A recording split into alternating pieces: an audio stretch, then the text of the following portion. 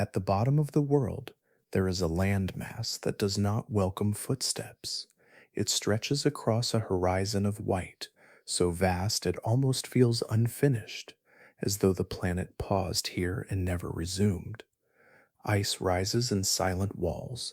Wind moves across emptiness without meeting a city, a road, or a single permanent home. Antarctica. This is the only continent where human access is not assumed. Antarctica is the only continent on Earth where you cannot freely travel, even with money, equipment, or experience. It spans nearly 10% of the planet's land surface, larger than the United States and Mexico combined, yet almost all of it remains physically and legally inaccessible.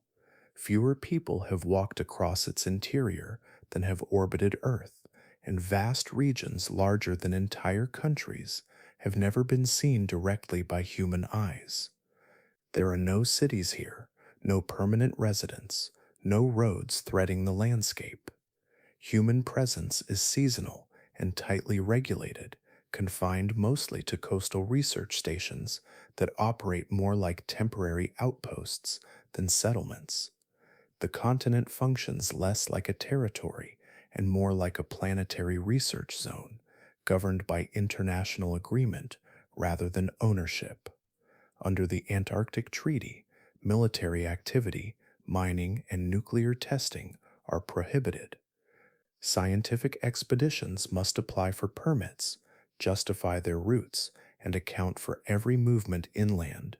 Exploration without purpose is not allowed. Even trained researchers are sometimes denied access. But why does a place that belongs to no one remain almost completely off limits to everyone? What makes Antarctica more restricted than any other continent on Earth? Tonight, we step carefully toward this frozen expanse where permission matters as much as preparation.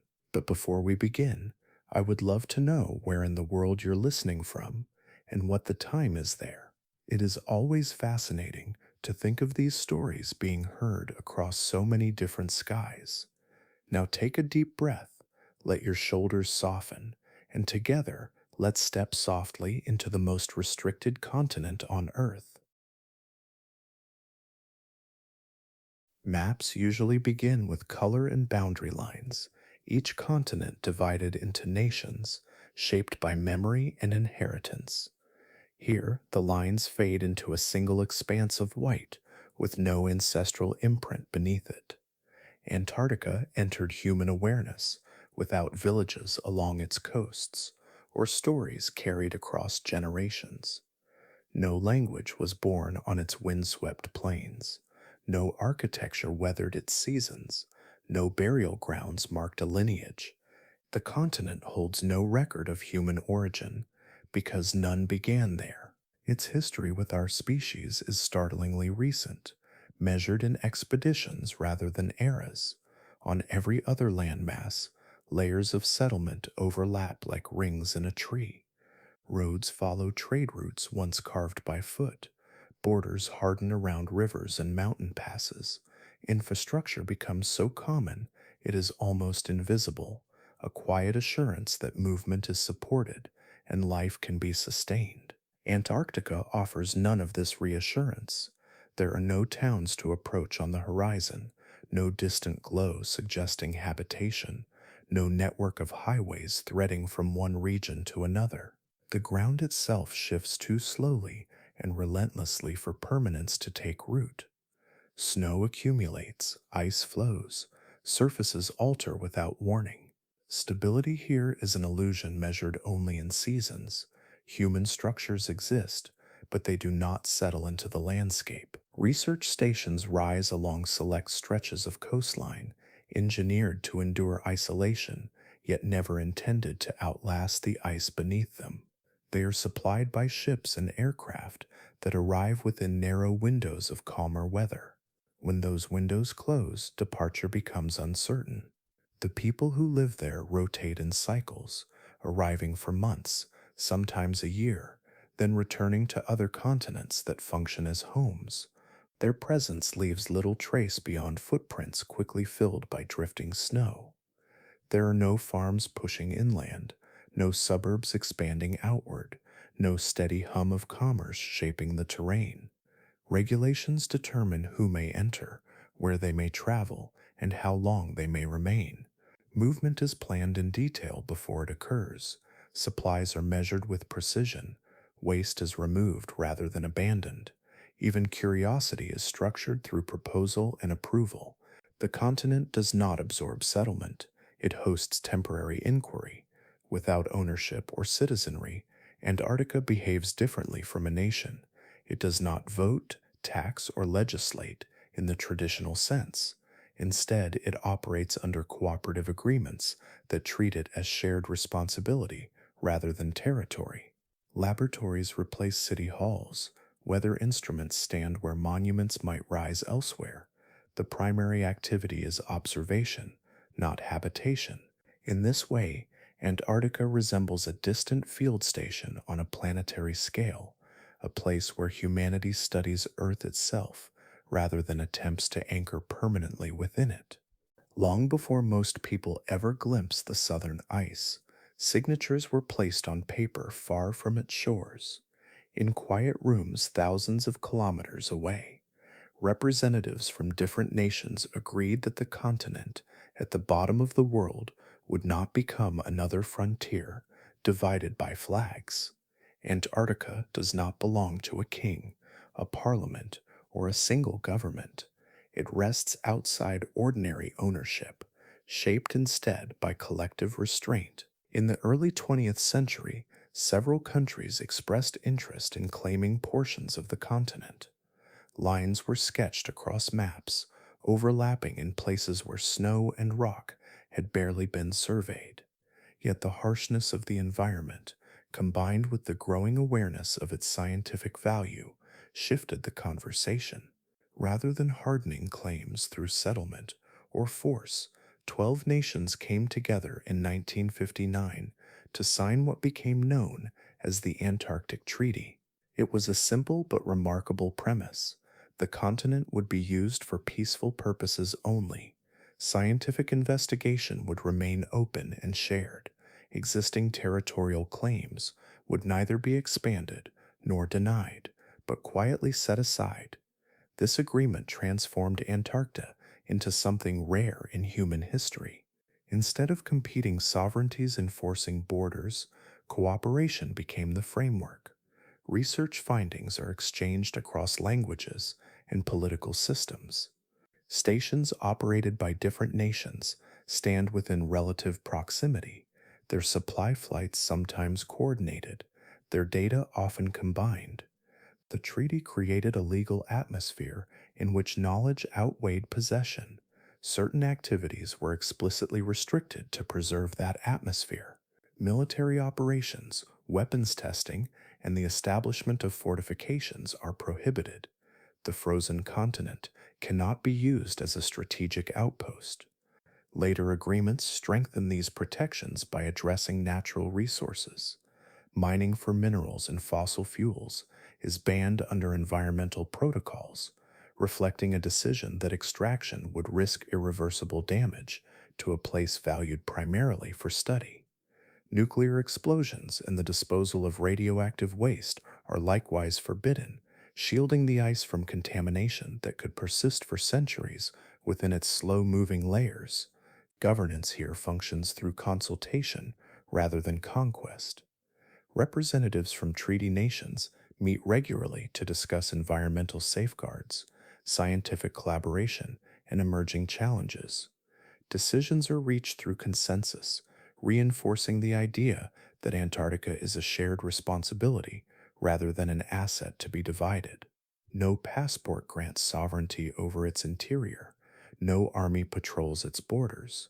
The authority that exists is collective and deliberately limited.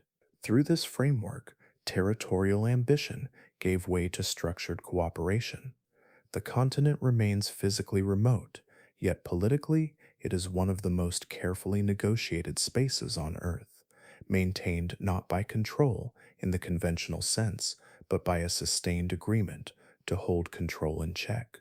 The word exploration carries a romantic weight in most parts of the world.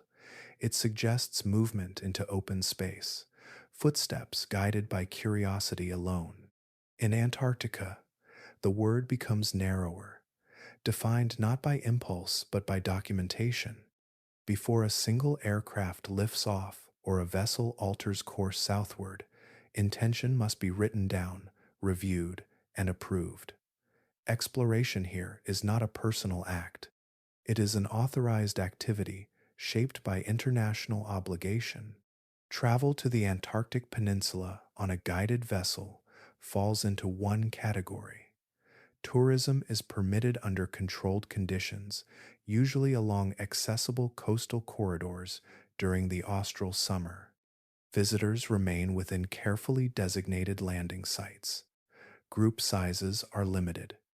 Distance from wildlife is regulated. Waste must be removed. The experience resembles observation rather than entry, a brief and supervised encounter with the edge of a continent. Scientific research belongs to a different sphere. Researchers submit detailed proposals outlining objectives, methodologies, environmental impact assessments, and logistical plans. Their projects must demonstrate clear value, often contributing to climate science, glaciology, biology, or atmospheric studies. Routes are mapped in advance. Equipment lists are reviewed. Emergency contingencies are specified. Permission is not granted because someone wishes to see what lies ahead. It is granted because the work serves an articulated purpose recognized by treaty nations. The distinction becomes sharper when movement shifts inland. Coastal regions, while remote, are comparatively accessible by ship or short flight. Inland travel requires specialized aircraft, overland traverses, or ski-equipped vehicles capable of crossing unstable terrain. Distances expand dramatically. Weather windows narrow. Rescue options diminish. For these reasons, interior travel undergoes stricter scrutiny. Each kilometer away from established stations increases logistical complexity and environmental risk. Oversight bodies examine whether the scientific gain justifies the operational footprint. Permit systems reflect this layered responsibility. National programs administer applications for their citizens and affiliated institutions, ensuring compliance with environmental protocols adopted under the Antarctic Treaty framework. These protocols require environmental impact evaluations for activities beyond routine operations. Even temporary camps must account for fuel storage, waste management, and site restoration. Records are kept, shared, and reviewed by other treaty parties, reinforcing transparency across borders. Independent exploration without defined objectives does not fit within this structure. The continent is not treated as an open wilderness awaiting private discovery. It is regarded as a protected space whose primary function is peaceful research.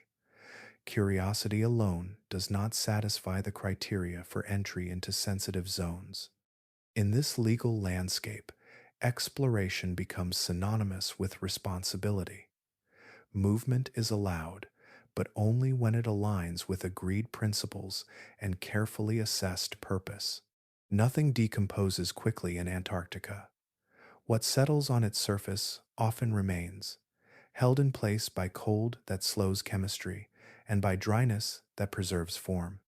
In much of the world, organic traces soften into soil, metal rusts into flakes, and footsteps fade with the next rain. Here, alteration moves at a different pace.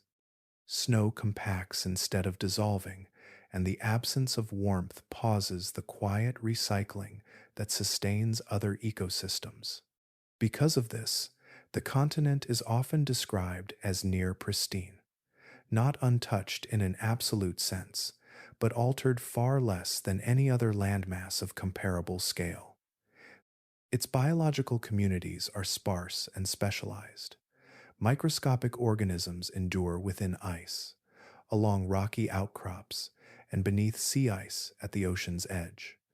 Mosses and lichens cling to exposed ground in narrow coastal bands. Many species evolved in isolation, shaped by cold stability rather than competition. The web of life is thin, yet intricately balanced.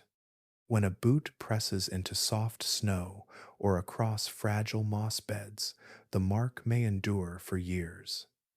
In places where accumulation is minimal, compressed layers remain visible long after the traveler has gone. On exposed soil, disturbance can disrupt slow-growing organisms that require decades to recover.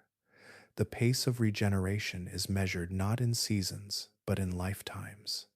What appears insignificant in motion can become permanent in effect. Fuel presents another vulnerability. Aircraft and generators depend on it, and storage is carefully managed, yet even small spills pose risk. Hydrocarbons break down sluggishly in cold conditions, seeping into snow or porous ground. Cleanup operations are complex and must often be conducted with minimal additional disturbance. Waste is treated with similar caution. Modern protocols require removal of most materials from the continent, including sewage in many inland sites, to prevent accumulation in a system that cannot easily absorb foreign input. Microbes add a quieter concern. Clothing, equipment, and cargo can carry unseen life from distant continents. In temperate regions, such introductions blend into already diverse ecosystems. In Antarctica, a new microorganism may encounter little competition. Biosecurity measures attempt to reduce this possibility through cleaning procedures and controlled handling of materials. Scientists stepping off transport aircraft undergo routines that might seem meticulous elsewhere, but here they represent a protective barrier for an environment with limited resilience. Movement is therefore planned with restraint. Routes are selected to minimize contact with sensitive areas. Camps are positioned with awareness of wildlife corridors and geological features. Even research teams, whose work depends on proximity to ice cores, penguin colonies, or exposed rock, operate within boundaries designed to prevent cumulative damage. The fragility of Antarctica does not announce itself loudly. It resides in the slow tempo of recovery, in systems that endure through stability, and in the knowledge that preservation sometimes requires fewer footsteps rather than more. Temperature in Antarctica is not merely a number reported in degrees. It is an active force that alters the behavior of matter. Steel contracts until tolerances tighten, and moving parts resist motion. Plastics lose flexibility and become brittle beneath gloved hands. Fuel thickens, lubricants lose viscosity, and engines designed for temperate climates struggle to turn over in air that steals heat faster than they can generate it. Machines that function reliably elsewhere require modification here. Insulated housings, preheating systems, redundancies layered upon redundancies. Electronics face their own quiet unraveling. Batteries surrender charge rapidly as chemical reactions slow within them. Screens dim and fracture when exposed too long. Wiring stiffens. Even sealed instruments must contend with condensation that forms when relative warmth meets exterior cold, then freezes into crystals that disrupt delicate circuits. Engineers anticipate these failures with testing chambers and specialized materials, yet field conditions introduce variables that laboratories cannot fully reproduce. Distance amplifies consequence when a single malfunction isolates a team far from assistance. Cold in this latitude behaves differently because of its persistence and scale. Temperatures can plunge below -50 degrees Celsius in the interior, and in some high plateau regions even lower. Air holds almost no moisture, creating an arid environment often described as polar desert. Wind increases heat loss through convection, drawing warmth from exposed surfaces at an accelerated rate. In such conditions, the body's natural insulation becomes insufficient without layers carefully calibrated for breathability and retention. Sweat that lingers can freeze against skin, converting exertion into liability. Human physiology responds predictably, yet with little tolerance for delay. Peripheral blood vessels constrict to preserve core temperature, reducing warmth to fingers, toes, ears, and nose. Frostbite can begin in minutes when wind chill drives effective temperatures downward. Tissue freezes, ice crystals forming within cells, disrupting membranes and circulation. Early signs may appear deceptively mild, numbness or pallor mistaken for temporary discomfort. Prolonged exposure deepens injury, and recovery becomes uncertain. Beyond localized damage lies the broader threat of hypothermia. As core temperature drops, cognition slows, decision making becomes impaired, coordination falters, and subtle misjudgments compound. The margin between manageable exposure and medical emergency narrows quickly in air this cold. Survival depends not only on clothing and shelter, but on vigilance, on routines that prevent small oversights from cascading. Because cold penetrates tools and tissue alike, planning must account for its reach. Vehicles idle longer than usual, instruments are shielded, travel windows are calculated with conservative caution. In Antarctica, warmth is not assumed, it is generated, preserved, and defended. The environment does not shift suddenly from safe to hostile. It remains consistently exacting, demanding preparation that acknowledges how thin the boundary is between functionality and failure in air that strips heat from every surface it touches. High above the plateau, dense air gathers in silence. It forms slowly, cooling against the elevated interior where the surface of the ice rises thousands of meters above sea level. As air loses heat, it grows heavier, and gravity begins to draw it downward. What starts as a gradual descent can evolve into acceleration, a river of cold air flowing toward the coast. These are catabatic winds, gravity-driven currents that spill from the interior like an invisible avalanche. Because the Antarctic ice sheet slopes outward from its high center, this descending air has a long path over which to gain speed. Friction with the surface is minimal across hard-packed snow, allowing velocity to build. By the time it reaches lower elevations, wind speeds can exceed 100 kilometers per hour, at times surpassing the threshold used to classify hurricanes in warmer oceans. Unlike tropical storms, these winds carry no rotating eye, no satellite image of spiraled cloud. They arrive as force channeled by terrain, concentrated in valleys and along coastal margins. Their onset can be abrupt.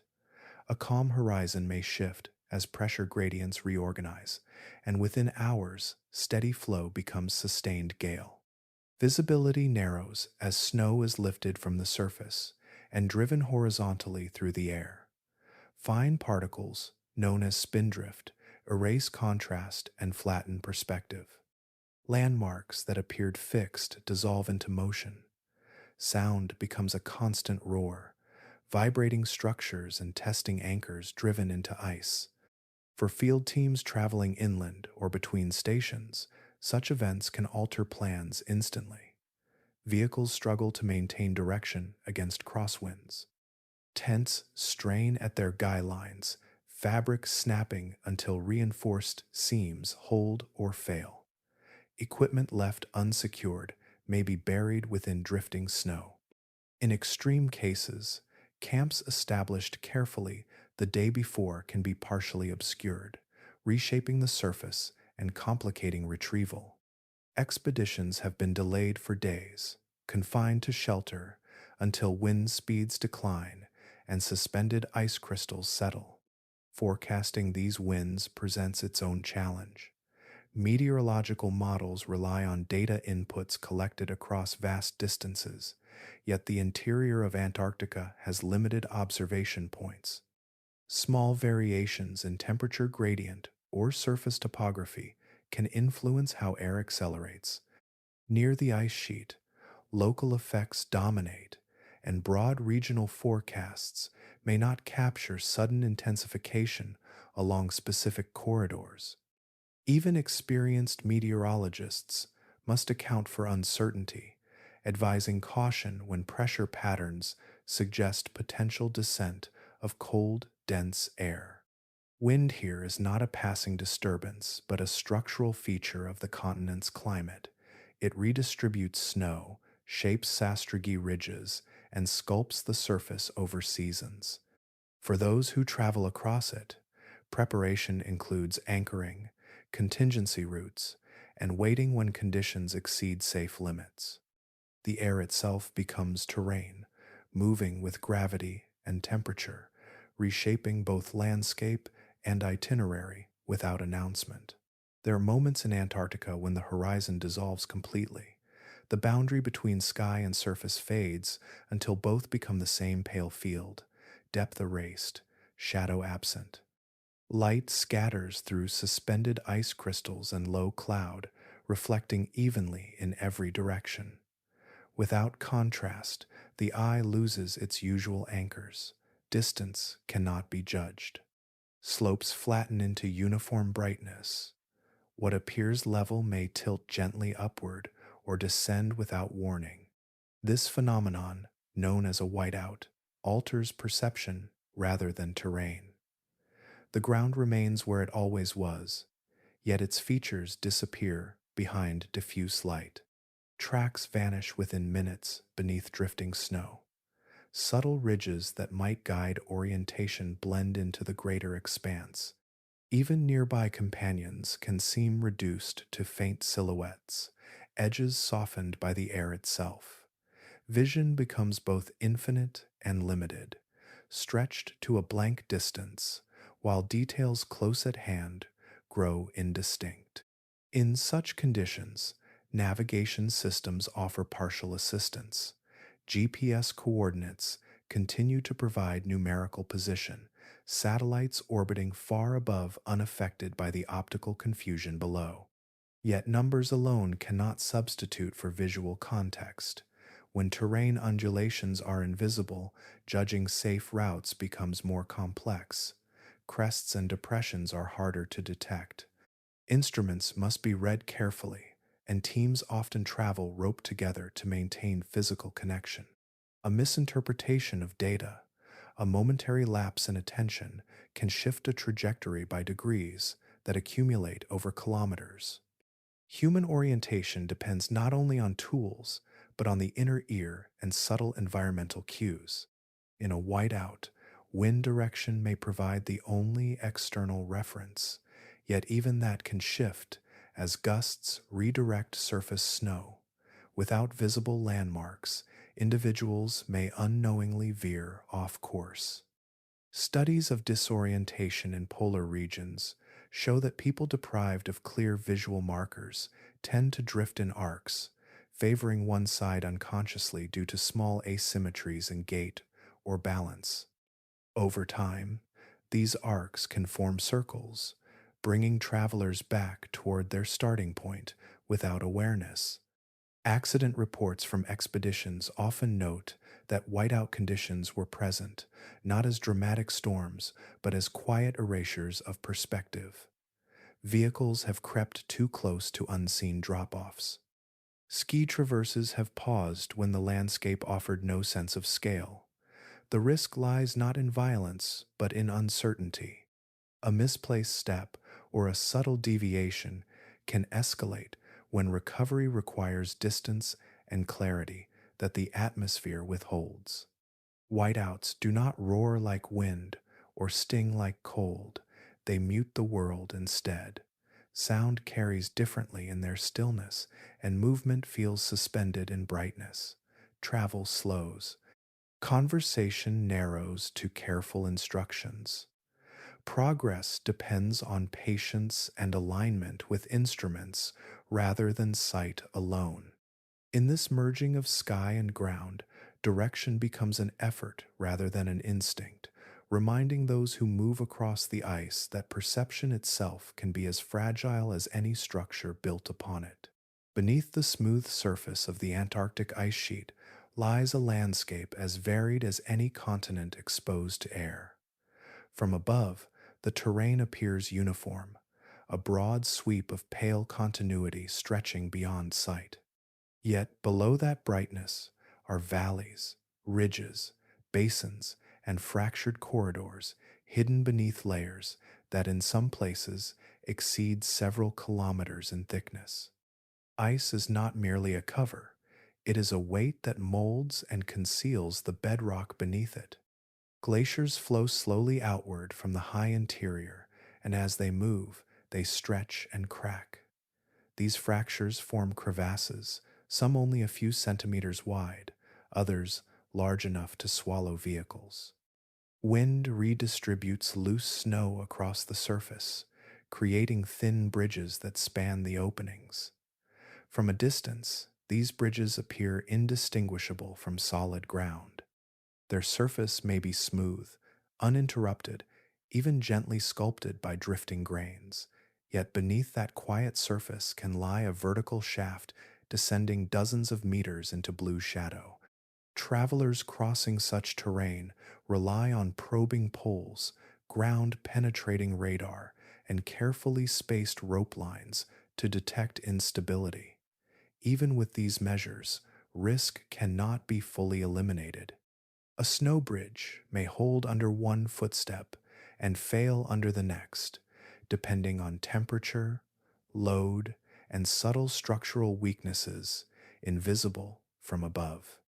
The ice presents itself as continuous, but continuity here is provisional, a temporary arrangement of frozen layers shaped by stress and gravity. Far deeper still, entire mountain ranges remain entombed. The Gamburtsev Mountains, for example, rise sharply beneath the East Antarctic ice sheet, their peaks concealed under kilometers of accumulated snowfall compressed over millions of years. Seismic surveys and radar mapping have revealed valleys comparable to alpine landscapes elsewhere, all sealed beneath immense pressure.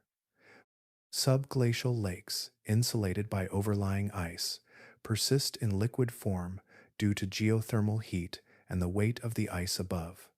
The continent that satellites depict as flat contains relief and complexity that most human eyes will never directly see. Maps of Antarctica are therefore composites, assembled from remote sensing data, airborne radar sweeps, and limited ground verification.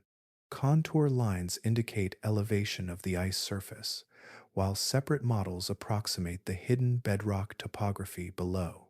Though increasingly detailed, these representations remain interpretations built from signals reflected through dense material. Local variations can escape detection, especially in regions rarely traversed.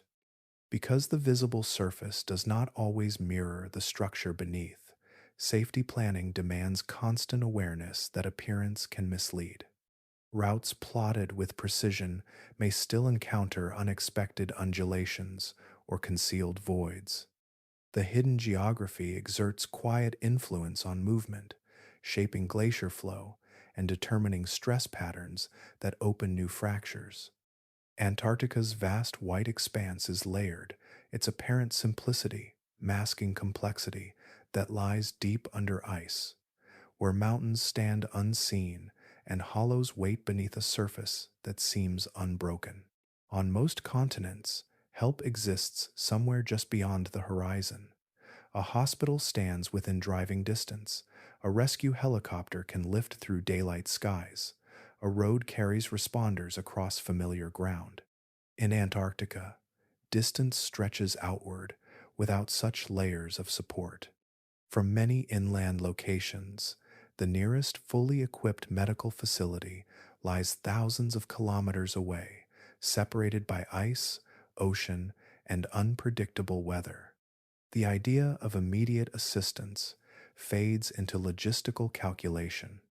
Air travel offers the primary connection to the outside world, yet aircraft operate within narrow limits.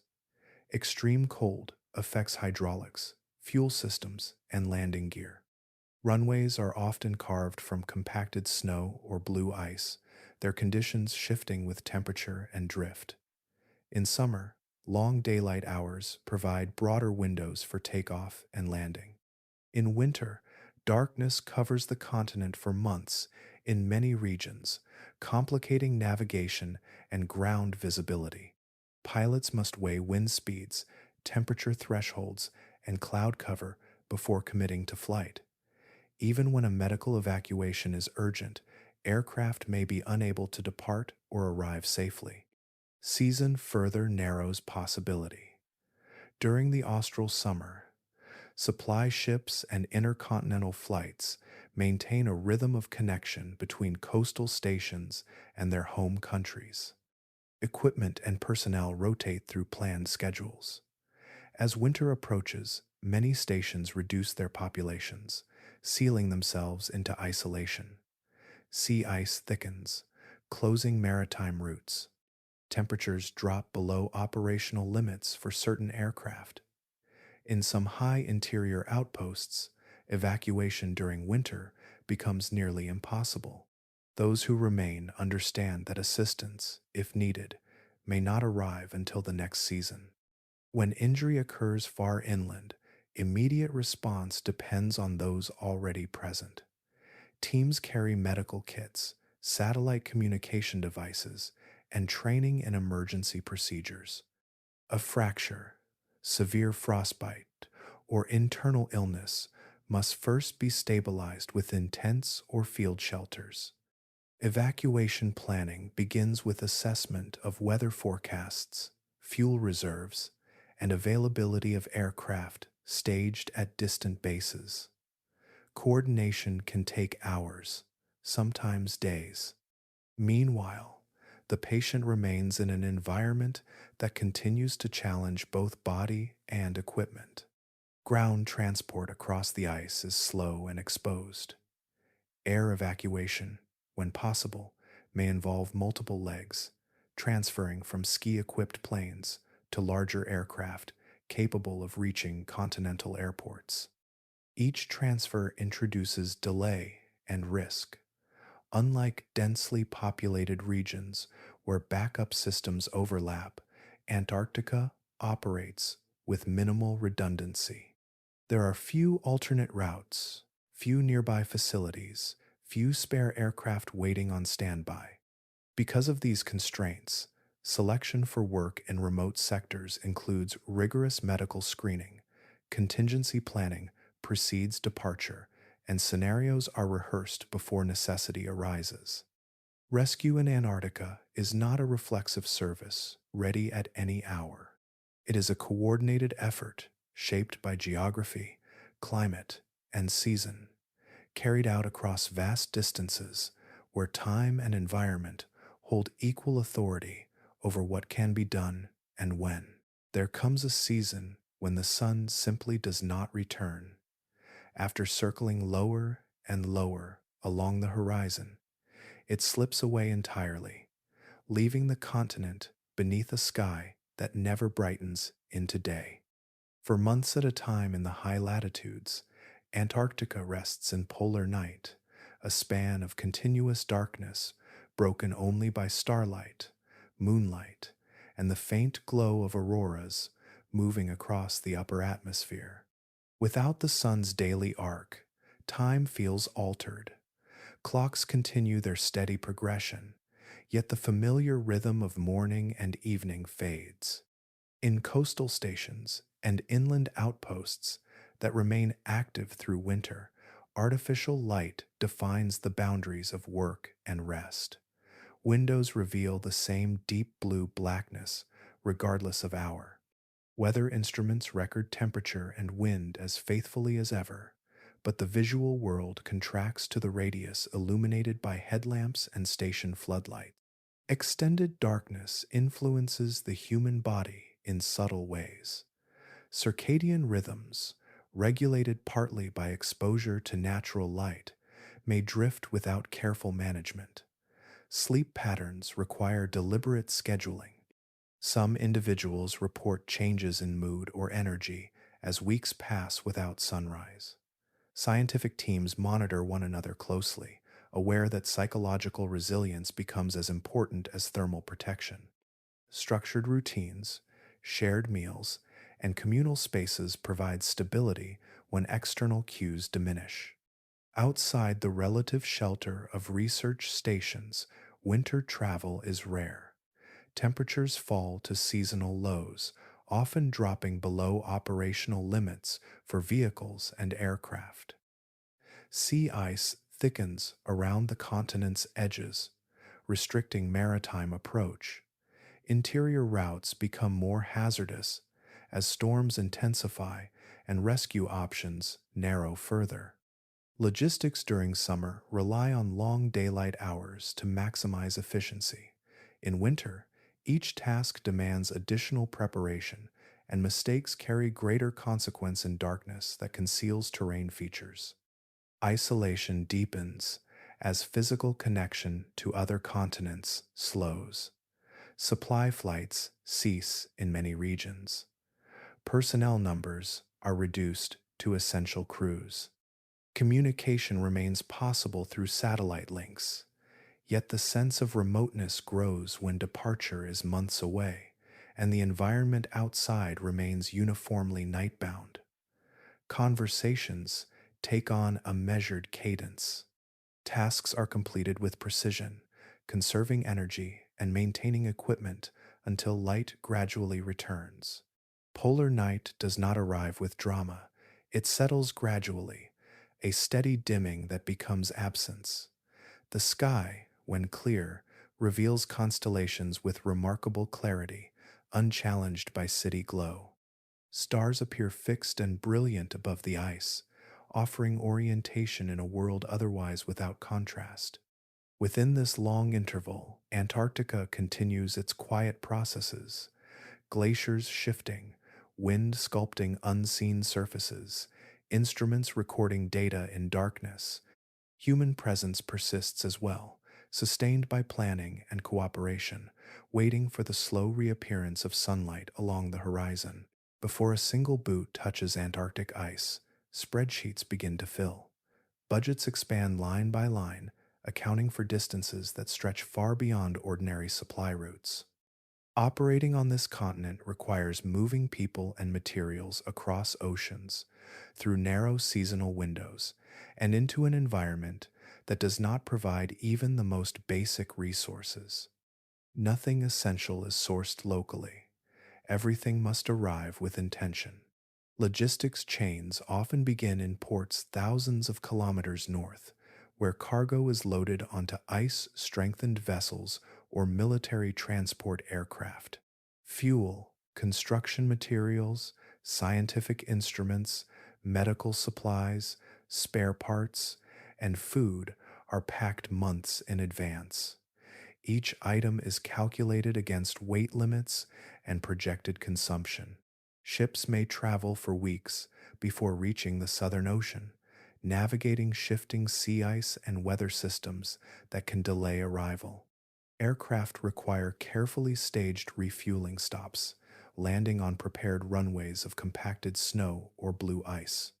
Fuel alone represents a significant portion of operational expense. Generators power research stations continuously through summer and winter. Aircraft burn large volumes during intercontinental flights and internal transport missions. Vehicles used for inland traverses must carry additional reserves for safety, increasing load and cost. Because refueling opportunities are scarce, margins are built into every estimate, leading to higher initial shipments and storage requirements. Food presents its own complexity. Fresh produce cannot be grown reliably in most regions, and resupply during winter is often impossible. Perishable goods are delivered during warmer months, while dry and frozen stores must last until the next scheduled shipment. Storage facilities require insulation and energy to maintain stable conditions. Waste management adds another layer of planning, as materials must often be transported back off the continent in accordance with environmental protocols. Equipment must be specialized or modified to withstand extreme conditions. Cold resistant lubricants, reinforced structural components, insulated housing for electronics, and redundant systems add to procurement costs. Maintenance crews and technical specialists are trained specifically for polar operations, increasing staffing expenses.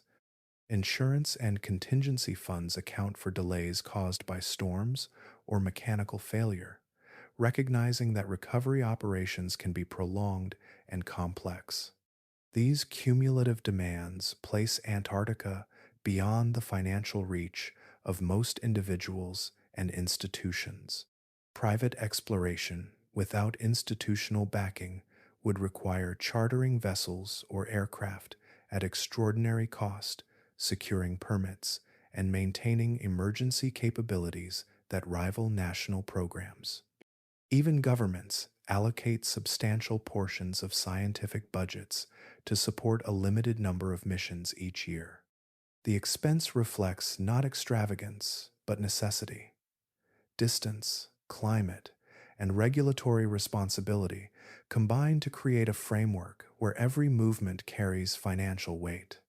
Antarctica does not charge an entry fee at its shoreline, yet the cost of presence is built into transport, infrastructure, and sustained support. In this way, economics functions as an additional barrier, quietly shaping who may participate in work at the bottom of the world. Permission to enter Antarctica is filtered through layers of review long before departure. Names are submitted, qualifications examined, roles defined with precision. The continent does not receive visitors in the casual sense. It hosts participants whose presence aligns with specific purposes recognized under international agreements. Access begins not at the shoreline, but within administrative frameworks that determine who may contribute to work carried out there. Scientists form one primary group. Glaciologists, biologists, atmospheric researchers, geophysicists, and climate specialists travel south under the sponsorship of national programs. Their proposals outline objectives and anticipated outcomes, linking individual study to broader scientific collaboration. Yet researchers rarely travel alone. Support staff accompany them, engineers maintaining generators, mechanics servicing vehicles, medics overseeing health, cooks preparing meals in stations that function as small, self-contained communities. Each role, whether analytical or logistical, becomes essential in sustaining operations within isolation. Tourism exists, though in controlled form. Licensed operators transport limited numbers of passengers to accessible coastal sites during favorable seasons. Visitors attend safety briefings, adhere to group movement guidelines, and remain under supervision at all times. Their itineraries are regulated to minimize environmental impact. The experience is structured rather than exploratory, an opportunity to witness rather than traverse the continent independently. Selection for longer assignments involves more than academic expertise. Training addresses cold weather, survival, field navigation, first aid, and equipment handling. Personnel rehearse emergency drills and practice communication protocols. Physical fitness is evaluated to ensure individuals can perform tasks in heavy clothing, at altitude, and in reduced temperatures. Medical examinations screen for conditions that might complicate extended deployment far from specialized care. Psychological readiness receives equal attention. Winter over personnel, those remaining through months of darkness, undergo assessments designed to gauge resilience, adaptability, and compatibility within small teams. Interviews explore responses to confinement, monotony, and prolonged separation from family. The goal is not perfection but stability, recognizing that group cohesion influences both morale and safety when departure is not immediately available. Institutional affiliation often determines opportunity. Universities, government agencies, and recognized research organizations provide pathways through which individuals apply and are sponsored. Independent applicants without formal backing rarely meet the threshold required for logistical support and emergency planning. Curiosity alone, however sincere, does not satisfy the structural demands of operating in a region where each additional person increases cost, risk, and environmental responsibility. In this way, Antarctica becomes selective not by intention but by necessity. Entry reflects alignment with organized programs capable of sustaining presence within strict environmental and legal boundaries. The continent welcomes expertise and preparation. It remains distant from impulsive arrival, its access shaped by systems designed to preserve both human safety and the fragile landscape itself. Across the Antarctic margins, small geometric shapes interrupt the sweep of ice, clusters of buildings anchored against wind and cold.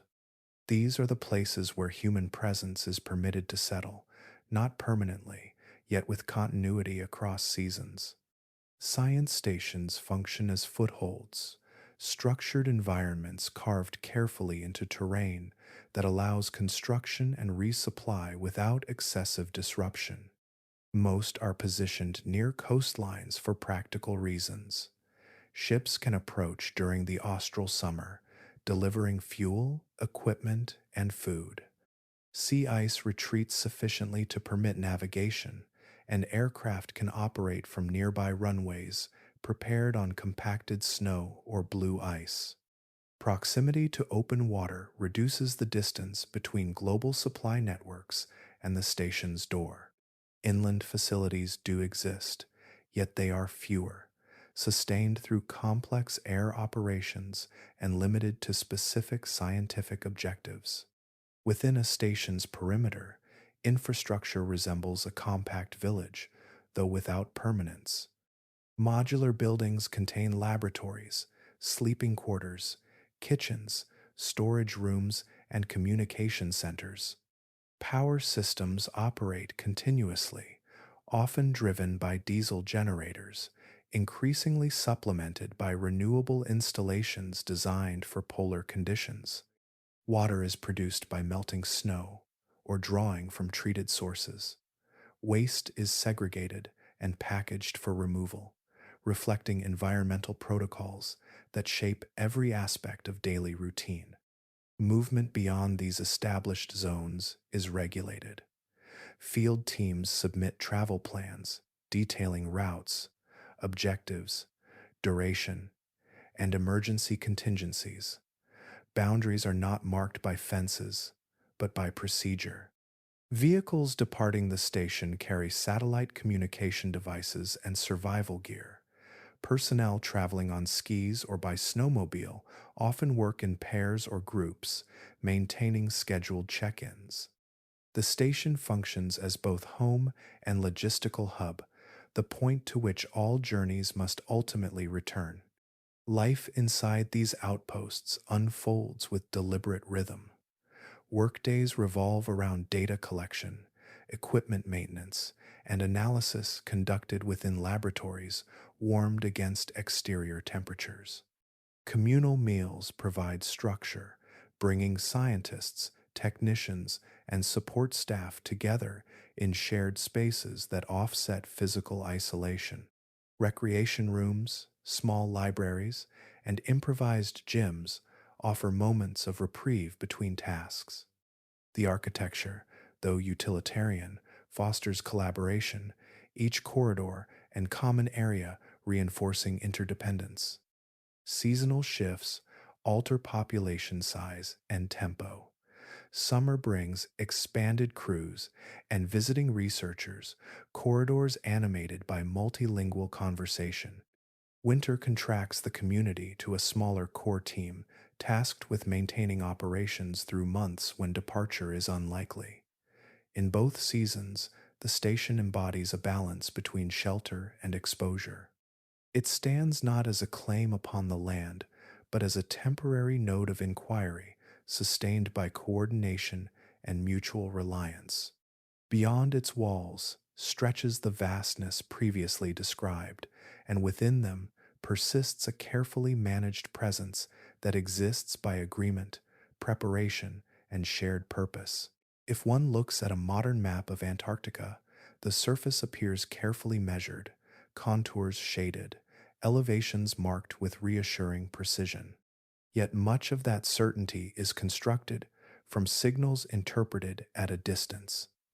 The interior has not been surveyed in the traditional sense of boots crossing every ridge. Instead, knowledge accumulates through instruments that listen and reflect rather than walk. Ice penetrating radar forms one of the primary tools. Mounted on aircraft that sweep long transects across the plateau, radar pulses travel downward through kilometers of ice before bouncing off the bedrock below.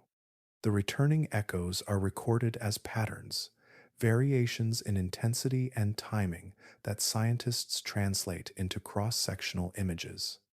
From these slices, topography beneath the ice sheet is reconstructed, revealing valleys, ridges, and subglacial basins otherwise hidden from view. Satellite altimetry complements this approach, measuring subtle changes in surface elevation and ice movement from orbit. These technologies expand understanding across enormous distances, yet they carry limitations. Radar signals can scatter in areas where ice contains layers of differing density or embedded debris, complicating interpretation. Satellite imagery provides broad coverage, but lacks the resolution of direct measurement on the ground. Data collected along flight paths must be interpolated between lines, filling gaps with modeled assumptions. The result is increasingly detailed, though never complete. Ground truth, the practice of physically verifying remote observations, remains rare in the deep interior. Establishing field camps far from established stations requires complex logistics, and the scientific questions must justify the expense and risk. Drilling through thick ice to access bedrock or subglacial lakes involves specialized equipment transported over vast distances. As a result, only a limited number of sites have been directly sampled. Many regions exist primarily as datasets, their contours inferred through repeated passes of instruments high above. Even when aircraft survey new sectors, coverage progresses gradually. Weather windows, narrow flight schedules, and refueling stops constrain range. Aircraft traverse pre-planned grids, but fuel reserves and safety margins limit how dense those grids can be.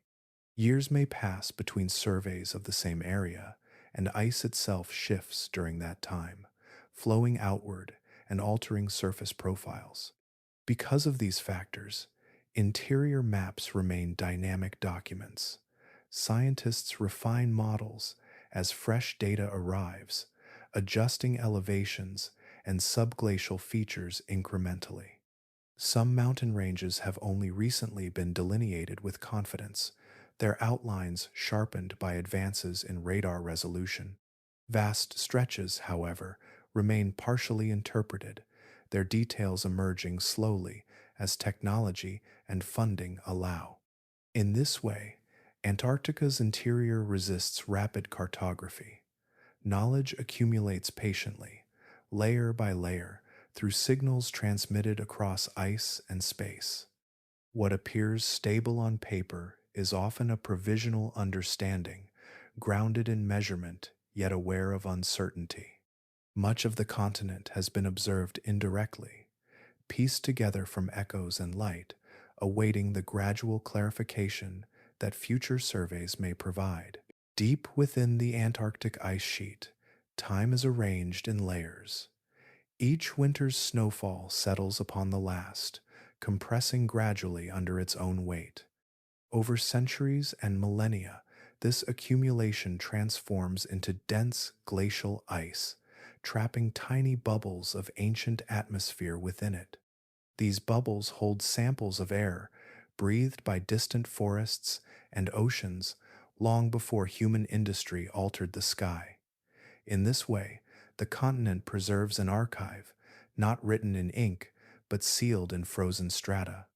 Scientists extract ice cores by drilling narrow cylinders that reach hundreds, sometimes thousands, of meters below the surface.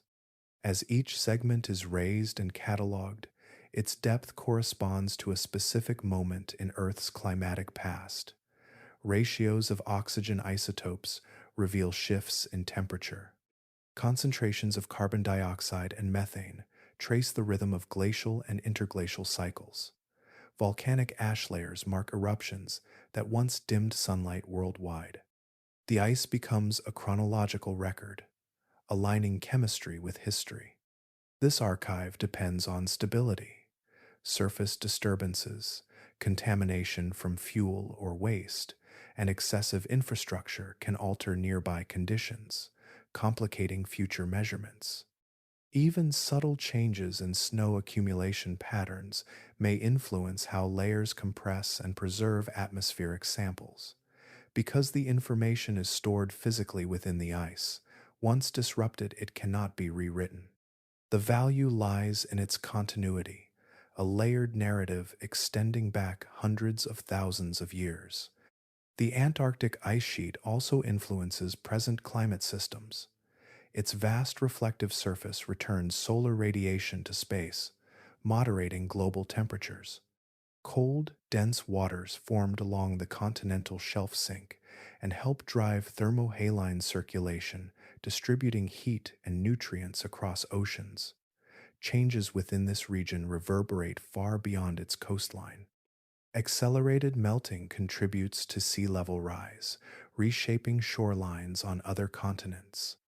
Alterations in sea ice extent affect weather patterns, influencing storms and rainfall in distant latitudes. Because local disturbance can carry global consequence, policies governing activity emphasize caution. Scientific research proceeds with careful assessment of environmental impact. Waste removal, restricted movement, and protected areas aim to reduce interference with processes that extend well beyond Antarctica itself. The objective is not isolation for its own sake, but preservation of a system whose functions support climatic balance. In this light, restraint becomes part of the scientific method. Understanding the continent's climate record requires both access and protection. Each drill site, each monitoring station operates within guidelines designed to safeguard long-term integrity. Antarctica stands as both subject and sentinel, recording atmospheric shifts while influencing them through its presence. The decision to limit activity acknowledges that the information embedded within its ice is finite, and that its role in Earth's climate is ongoing, interconnected with environments far from its frozen horizon. In Antarctica, the human body becomes a point of careful calculation. Every heartbeat, every breath, every exposed fingertip exists within parameters shaped by temperature and isolation. Physiology that functions reliably in temperate climates begins to encounter subtle strain as conditions press beyond ordinary limits. Cold first alters circulation. Blood vessels near the skin constrict to preserve warmth at the core, reducing flow to extremities. Fingers and toes cool rapidly, sensation dulling as nerve conduction slows. If exposure continues, ice crystals may begin to form within tissues, disrupting cells at a microscopic level. Even without visible injury, prolonged vasoconstriction increases fatigue and impairs dexterity, making routine tasks more difficult in gloves already thick against wind. Breathing in deeply chilled air presents its own challenge. The lungs warm and humidify each inhalation before it reaches delicate internal surfaces. In very low temperatures, this exchange places added demand on respiratory tissues. Moisture from exhaled breath condenses and freezes along face coverings, forming frost that must be cleared to prevent obstruction. For individuals with asthma or other respiratory sensitivities, the environment can exacerbate symptoms, narrowing airways already stressed by dry cold. Cognition shifts more subtly. As core temperature declines even slightly, mental processing may slow. Decision making becomes less flexible, reaction time lengthens, and minor misjudgments accumulate. Hypothermia, when it develops, can impair awareness of its own onset. People may underestimate fatigue or dismiss early warning signs. In a region where conditions amplify small errors, clarity of thought is as essential as insulated clothing. Medical facilities on the continent are necessarily limited. Research stations maintain clinics staffed by trained personnel, often physicians with additional expertise in emergency care. Equipment supports stabilization rather than comprehensive treatment. Advanced imaging, surgical theaters, and specialized departments found in metropolitan hospitals do not exist within these remote outposts. Evacuation to larger facilities requires favorable weather, operational aircraft, and logistical coordination across vast distances. Because of these constraints, screening before deployment is rigorous. Certain medical conditions are automatic disqualifiers, particularly those that might require specialized intervention or carry elevated risk of sudden complication. Cardiovascular instability, uncontrolled diabetes, severe psychiatric disorders, or recent major surgeries may preclude participation. The intention is not exclusion but prevention, recognizing that limited resources cannot compensate for predictable vulnerability. Training emphasizes self-monitoring and mutual observation within teams. Colleagues learn to recognize early signs of frostbite, dehydration, or cognitive fatigue. Preventative measures, from hydration schedules to layered clothing protocols, are woven into daily routine. In Antarctica, machinery can be reinforced and structures insulated, yet the human body remains finite. Its resilience is remarkable, but it demands respect, careful preparation, and awareness that, in this environment, biology sets the narrowest margins of all. Long before exhaustion reaches the human body, machinery often begins to falter. In Antarctica, tools and vehicles operate at the edge of their design limits, exposed to temperatures that alter the physical properties of the materials from which they are made. Reliability becomes relative, measured against conditions few manufacturers ever intended their equipment to endure. Metals, usually valued for strength and resilience, respond differently in extreme cold. As temperature drops, atomic motion slows, and certain alloys lose ductility. Components that would bend slightly under stress in temperate climates may crack without warning when chilled far below freezing. Structural supports, bolts, and hinges require careful selection and testing to withstand repeated thermal contraction. Even then, fatigue can accumulate invisibly. A small fracture, initiated by stress concentration and intensified by cold, may expand until a bracket snaps during routine operation. Power systems encounter quieter decline. Batteries depend on chemical reactions to release stored energy, and those reactions slow as temperatures fall. A fully charged unit in mild weather may deliver only a fraction of its capacity in polar conditions. Voltage drops can disable communication devices, GPS receivers, or scientific instruments at critical moments. Crews store batteries inside insulated compartments or carry them close to the body to preserve warmth, rotating them frequently to maintain output. Despite these precautions, performance remains variable. Lubricants present another vulnerability. Oils and greases that flow smoothly at room temperature thicken as viscosity increases in cold air. Gearboxes and engines require specialized formulations capable of maintaining movement at sub-zero levels. Without them, mechanical friction rises, starting becomes difficult, and wear accelerates. Even with appropriate fluids, machinery may need preheating before operation, consuming fuel and time. Delays introduced by preparation reflect acknowledgement that spontaneous use is rarely possible. Cables stiffen, seals harden, and plastic casings fracture under impact. Snow can infiltrate joints and then freeze, locking parts in place. Simple repairs become intricate tasks performed with gloved hands, tools biting into metal that drains heat rapidly from skin. Field technicians adapt by carrying spares for common failure points and by designing systems that tolerate partial malfunction without catastrophic collapse. Redundancy is therefore not excess, but necessity. Critical instruments are duplicated. Vehicles travel in pairs when traversing remote sectors. Communication equipment includes backup radios and satellite devices, each powered by independent sources. Stations maintain reserve generators ready to assume load if a primary unit fails. The guiding principle is expectation rather than optimism. Equipment is assumed to degrade, and contingency plans anticipate interruption.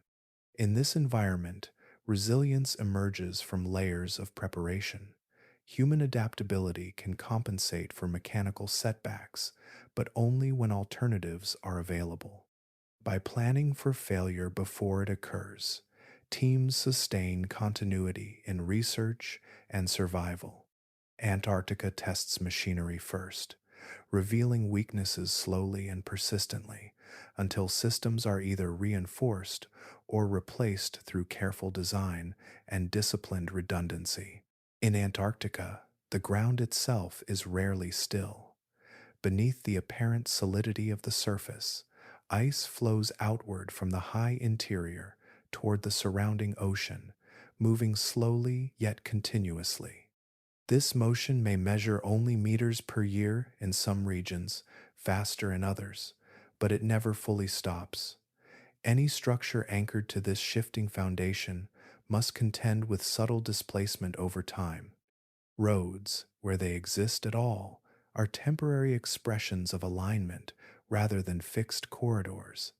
Compacted snow routes are graded and marked during the operational season, linking stations to runways or nearby field sites, yet drifting accumulates quickly. Wind redistributes fine snow across these pathways, softening edges and erasing boundaries. Without repeated maintenance, tire tracks vanish and roots blend back into the larger surface.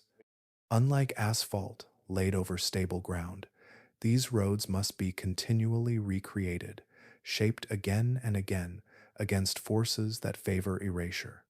Buildings encounter a similar negotiation with the elements. Snow does not fall alone. It accumulates through drift, stacking against walls and across roofs. Over seasons, unprotected structures can become partially buried.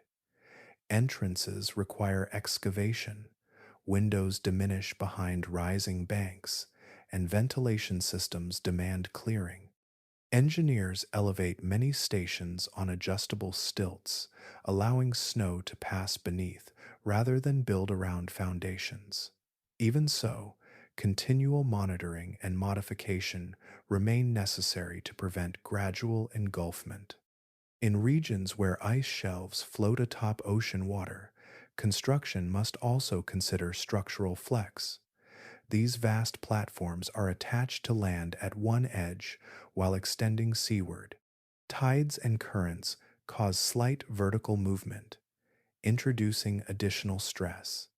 Elsewhere, crevasse formation and surface cracking can threaten stability, requiring periodic surveying to ensure that safe distances are maintained between structures and emerging fractures. Foundations anchored directly into ice do not behave as they would in bedrock. Over years, slow glacial motion can shift entire station complexes relative to fixed geographic coordinates. Fuel lines, utility conduits, and anchoring systems must accommodate this drift. Some older facilities have been dismantled or relocated when movement rendered them impractical to maintain safely. These realities shape architectural philosophy across the continent. Design emphasizes modularity and mobility rather than monumentality. Materials are selected for adaptability and relative ease of removal. Construction schedules align with seasonal windows when transport and assembly are feasible. Infrastructure here functions as a managed presence, aware of its provisional status. Permanence proves elusive because the environment resists static imposition. Snow accumulates, ice migrates, and wind reshapes exposed surfaces. Even carefully engineered solutions require ongoing adjustment. Antarctica does not forbid infrastructure outright. It gradually reclaims it, folding human structures into cycles of accumulation and motion. What remains year after year is not fixed masonry, but a balance between maintenance and change, sustained through vigilance in a landscape that favors continuity of ice over continuity of buildings. There are places on Earth where the most deliberate action is restraint. Antarctica occupies that category, not because it lacks value, but because its value extends beyond possession or development.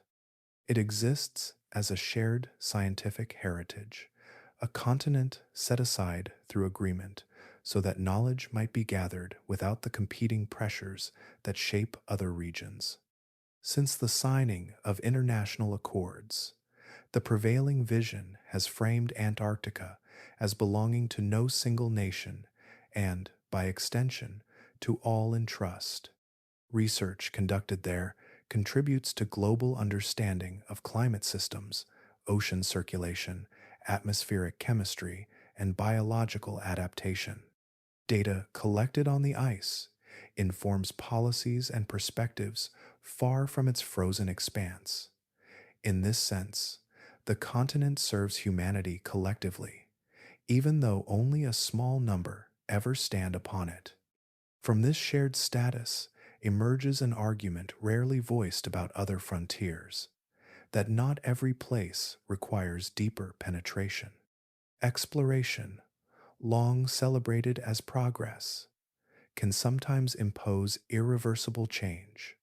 Roads, extraction, and settlement have reshaped landscapes elsewhere, often before their long-term consequences were fully understood. Antarctica presents a different choice. Its legal and environmental frameworks encourage minimal intrusion, not to halt curiosity, but to channel it carefully. Non-exploration in this context does not signify ignorance. It represents an acknowledgement that certain environments function best when left largely undisturbed. Scientists approach sensitive regions with restricted permits. Protected areas are designated around breeding grounds and fragile ecosystems. Mining remains prohibited despite the possibility of undiscovered resources beneath the ice. These decisions arise from collective deliberation rather than scarcity of interest. Restraint becomes a form of participation. By limiting infrastructure, by removing waste, by constraining tourism, the international community reinforces a principle that preservation can coexist with discovery. Research stations operate under guidelines that prioritize environmental impact assessments.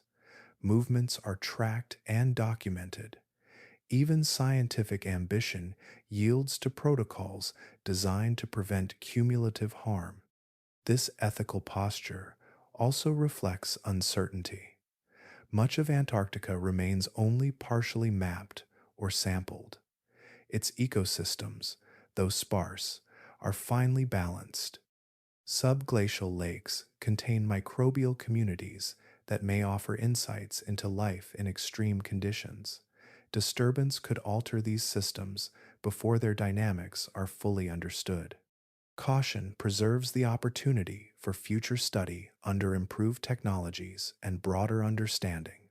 A continent protected by choice illustrates an uncommon path in human history. Instead of expanding until limits impose themselves, nations have agreed to define limits in advance. The decision does not eliminate presence, it shapes it. Antarctica stands as an example of collective guardianship where exploration proceeds within boundaries consciously maintained. In leaving much of it alone, humanity engages with the continent in a quieter way, recognizing that value sometimes lies not in transformation, but in continuity. For all the instruments that pass above it and the stations that anchor its margins, Antarctica retains vast areas defined more by absence than by certainty. Beneath kilometers of ice, features have been detected, but not yet fully understood. Outlines traced by radar and seismic echoes that hint at forms hidden from direct view. Subglacial lakes lie among the most intriguing of these discoveries. More than 400 have been identified through geophysical surveys, bodies of liquid water insulated by thick ice and warmed by geothermal heat and pressure. Lake Vostok, one of the largest, rests beneath nearly 4 kilometers of ice, sealed from the atmosphere for hundreds of thousands of years. Yet only a handful of such lakes have been directly sampled, and even then with extreme caution to avoid contamination. Their chemistry, microbial communities, and long-term stability remain only partially characterized. Beyond the lakes, entire tracts of bedrock topography remain coarsely resolved. Radar flight lines may pass kilometers apart, leaving interpolation to fill the spaces between. Valleys inferred from signal patterns may conceal finer ridges, over-deepenings, or sediment layers not yet distinguished. Ice thickness measurements have improved, yet variations persist across regions visited infrequently. Some mountain systems under the ice have been delineated only in recent decades, their true relief still refined with each new survey. Life at the margins and beneath the surface also invites measured uncertainty. Microbial ecosystems exist within sea ice, along rocky coastal exposures, and in the dark waters beneath floating ice shelves. Advances in genetic sequencing have begun to reveal diversity previously unrecognized, yet sampling coverage remains sparse. Seasonal access limits opportunities to revisit sites consistently, and logistical constraints restrict how broadly scientists can distribute field campaigns. The ocean surrounding Antarctica adds further complexity. Beneath winter sea ice, currents transport heat and nutrients in patterns influenced by shifting climate systems. Bathymetric charts of the continental shelf, though improved, contain gaps in resolution. Subtle changes in circulation may alter ice shelf stability, yet the interplay of wind, temperature, and salinity across scales remains an evolving field of study. Uncertainty here does not reflect neglect, it reflects scale. Antarctica spans nearly 14 million square kilometers, much of it remote even by polar standards. Data accumulates steadily through satellites, autonomous sensors, and targeted expeditions, but comprehensive coverage demands time measured in decades. This remaining unknown forms part of the continent's character. It reminds researchers that observation precedes understanding and that interpretation evolves alongside improved measurement. Even with advanced technology, Antarctica resists complete transparency. Its ice conceals, its distances dilute access, and its ecosystems unfold gradually under patient inquiry. The map continues to sharpen, yet broad regions persist, where inference outweighs direct encounter, and where future discoveries wait beneath layers that have endured for millennia. High above the continent, a quiet network of satellites circles Earth, tracing repeat paths over the southern latitudes. Their instruments measure elevation changes measured in centimeters, detect variations in gravitational pull caused by shifting ice mass, and observe sea ice concentration across vast distances. From orbit, Antarctica appears open to inspection, its surface scanned continuously without the risks associated with physical presence. Data streams downward in steady flow, transforming isolation into mapped information. Autonomous technologies have followed, uncrewed aerial systems designed to endure cold and extended flight, survey creviced zones and unstable ice fronts where landing would be hazardous. Some glide low over blue ice fields, collecting high-resolution imagery.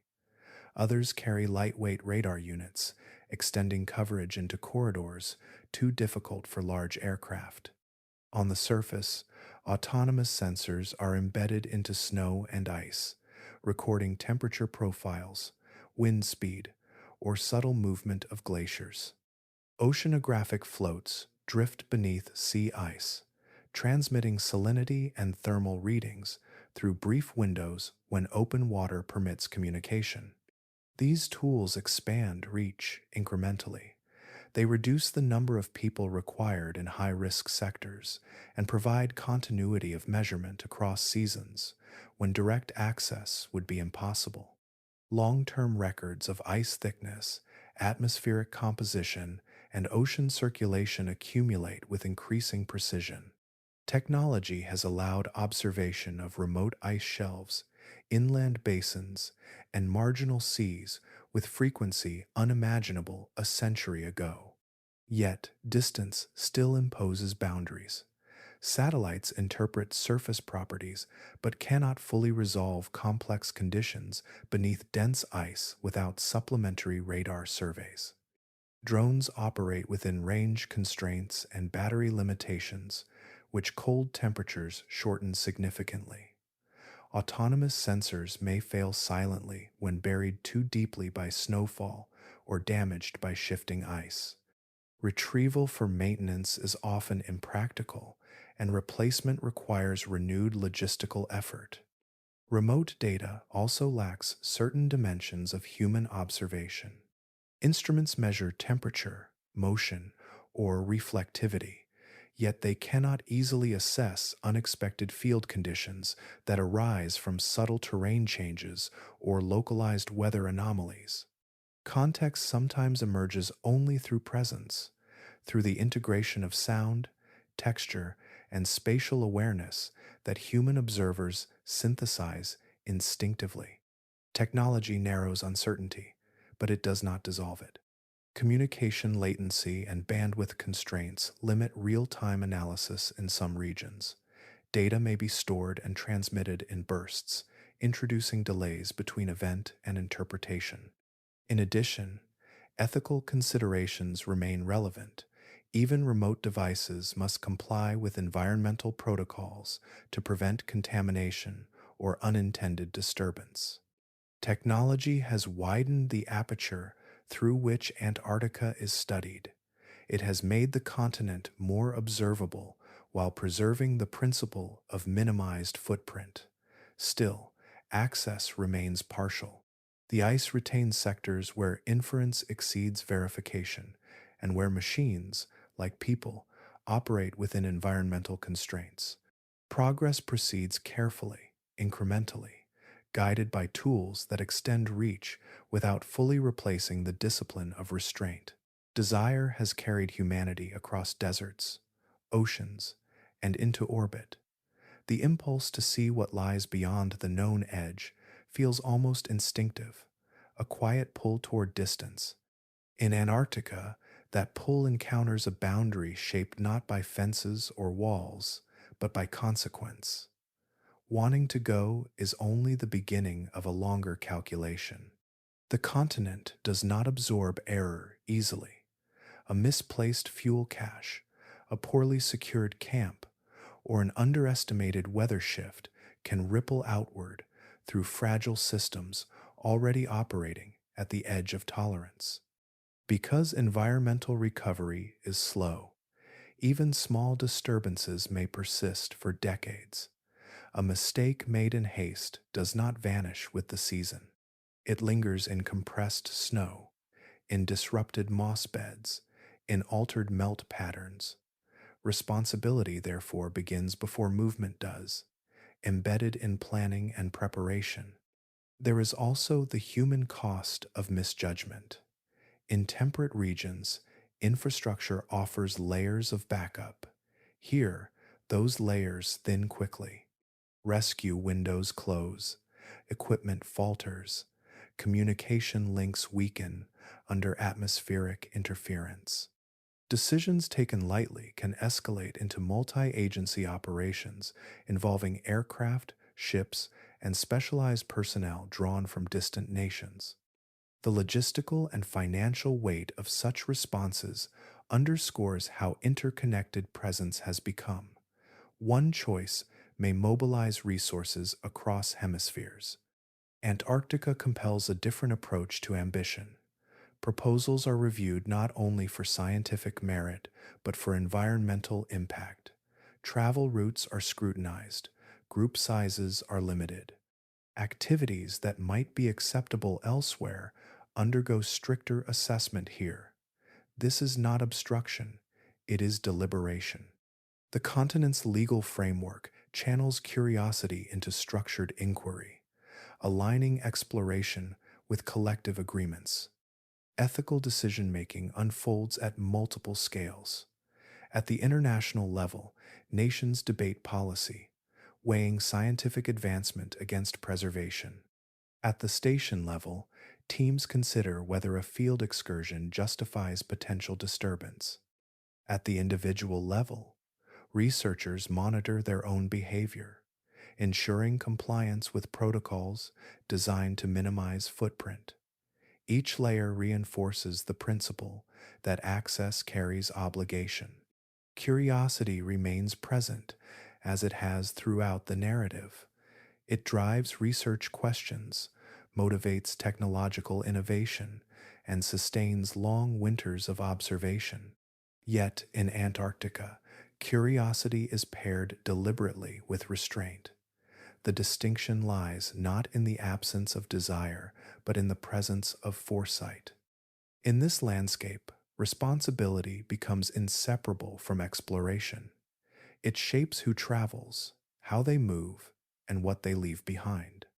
The continent does not reject inquiry. It requires that inquiry arrive prepared to account for its impact. Through that requirement, Antarctica reveals a broader lesson about boundaries chosen rather than imposed, where the measure of progress includes the discipline to proceed carefully within limits defined for the sake of both present study and future understanding. Seen from orbit, Antarctica resembles another planet, a pale expanse bordered by dark water, its interior largely unmarked by roads or lights. That comparison invites reflection on other environments where human access requires extraordinary preparation. The deep ocean and outer space stand as familiar examples, regions defined by pressure, isolation, and technological dependence. Antarctica, though part of our own planet, shares many of their demands. Beneath the ocean's surface, pressure increases rapidly, crushing unprotected vessels and limiting direct exploration to specialized submersibles. Communication becomes intermittent, navigation complex, and rescue uncertain. Similarly, Antarctic travel depends on equipment that mediates between body and environment. Insulated shelters, powered vehicles, and precise navigation systems create a narrow envelope within which presence is possible. Outside that envelope, cold and weather impose constraints comparable to the ocean's depth. Space introduces vacuum, radiation, and extreme temperature variation. Astronauts rely entirely on engineered habitats and life support systems. Every mission involves meticulous planning, contingency protocols, and international collaboration. Antarctica mirrors this operational mindset. Research stations function as controlled habitats where power generation, water supply, and communication are sustained artificially against a hostile exterior. Field excursions resemble extravehicular activity, with layered clothing and equipment performing roles analogous to space suits. Yet Antarctica differs in one critical respect. It lies within Earth's atmosphere, under the same sky shared by all continents. Its hazards emerge not from absence of air, but from environmental intensity within it. This proximity can obscure the magnitude of its challenges. Unlike space or the abyssal ocean, Antarctica is visible on world maps as land, inviting assumptions of accessibility. In practice, its remoteness and climatic extremity align it more closely with those distant frontiers. The shared theme across these environments is limitation. Human physiology evolved within temperate ranges, at moderate pressure and predictable daylight cycles. Beyond those bounds, survival depends on layers of technology and disciplined procedure. Small errors can escalate rapidly, and redundancy becomes routine. International cooperation frequently underpins operations, recognizing that resources and expertise must be pooled to manage risk effectively. Antarctica rivals deep ocean trenches and orbital stations not in spectacle, but in structural similarity. It requires containment against cold rather than vacuum, planning against weather rather than cosmic radiation. Each setting reveals how thin the margin is between capability and vulnerability when natural conditions diverge from those in which our species developed. Through such comparisons, Antarctica's place among extreme environments becomes clearer. It remains part of Earth, yet operates as a threshold where human ambition meets environmental constraints. Like the ocean depths and the void beyond the atmosphere, it illustrates that exploration, wherever it occurs, unfolds within boundaries defined by both physics and biology. Policies in Antarctica were not written all at once. Many evolved in response to events that revealed vulnerabilities in both planning and judgment. Early expeditions, undertaken with limited forecasting and rudimentary equipment, sometimes ended in loss. Aircraft were forced down by sudden storms. Vessels were trapped in sea ice longer than anticipated, and isolated teams faced medical crises beyond the capacity of their stations. Each incident left behind more than records. It left a reassessment of assumptions. In the mid-20th century, several aviation accidents underscored how unforgiving polar conditions could be for navigation and fuel estimation. White terrain and shifting weather patterns complicated visual reference, and communication systems of the era lacked redundancy.